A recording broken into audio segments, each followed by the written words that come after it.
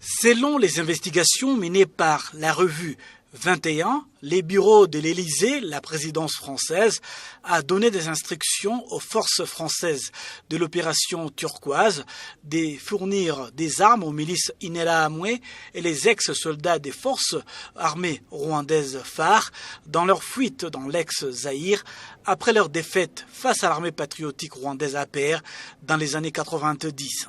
Dans cet article, il est écrit « Réarmez-le » et revient sur les témoignages d'un militaire français des rangs d'officier, Guillaume Ancel, qui s'est confié au journaliste Patrick de Saint-Exupéry. Cet officier faisait partie de l'opération turquoise déployée dans l'ancienne préfecture de Kiangougou. Selon le journal Le Monde, le lieutenant-colonel Guillaume Ancel indique que la première opération de livraison d'armes aux ex-phares et Interahamwe a eu lieu au cours de la 3e semaine de juillet 1994. Ce sont les officiers en opération qui mènent les opérations, qui mènent la réalité sur le terrain. Ils ne sont pas dans les états-majors, ils ne sont pas dans des centres de contrôle ou dans des centres de décision, c'est eux qui doivent faire et faire les choses.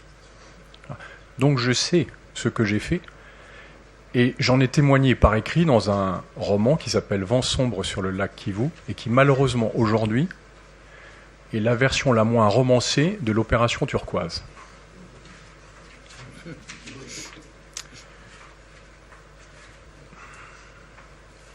Bien sûr que Turquoise a eu un volet humanitaire. Le secrétaire exécutif de la Commission nationale de lutte contre les génocides, le docteur Jean Damascène Bizimana, est revenu sur cet appui de la France aux responsables des génocides perpétrés contre les Tutsis. ndetse n'ibirebana n'intwaro Ibervedrine yagiye abigiramo uruhare afatanyije na ministeri zitandukanye cyane ministeri y'ubutwererane. En ce qui concerne la livraison d'armes, Hubert Védrine y a joué un rôle avec la complicité d'autres ministères français, notamment celui de la coopération. Cette vérité est contenue dans les rapports dénommés Kiles. Il y a aussi une mission qui a été menée en France, conduite par un lieutenant-colonel Ephraim Gwabalinda, et certains ministres rwandais de l'époque. Cette mission a été dépêchée par le gouvernement génocidaire et cela est contenu dans les rapports de mission. Et puis une autre mission a été menée en France par Jérôme Bichamumaka en octobre, destinée au président Sindikubwabo, et dans ce rapport, il est clairement mentionné que la France continuera à les soutenir. Nawe yerekana yuko Ubufaransa bukomeje kwemera ko buzabashyigikira muri byose ndetse yuko bagomba kubizeraho ubufasha mu buryo bwose bushoboka bwa politique, bwa diplomasi ndetse n'ubwa gisirikare.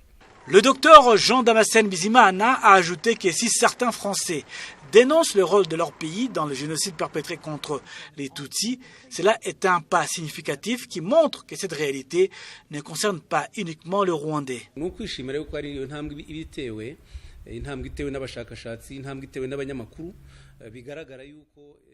Il faut se réjouir de ce pas franchi par les chercheurs et journalistes dans la manifestation de la vérité sur le rôle de la France dans le génocide perpétré contre les Tutsis et le refus de son élite politique de reconnaître cette réalité. Cette investigation menée par la revue 21 relaie d'autres recherches menées par des chercheurs sur cette responsabilité de la France dans le génocide perpétré contre les Tutsis au Rwanda en 1994.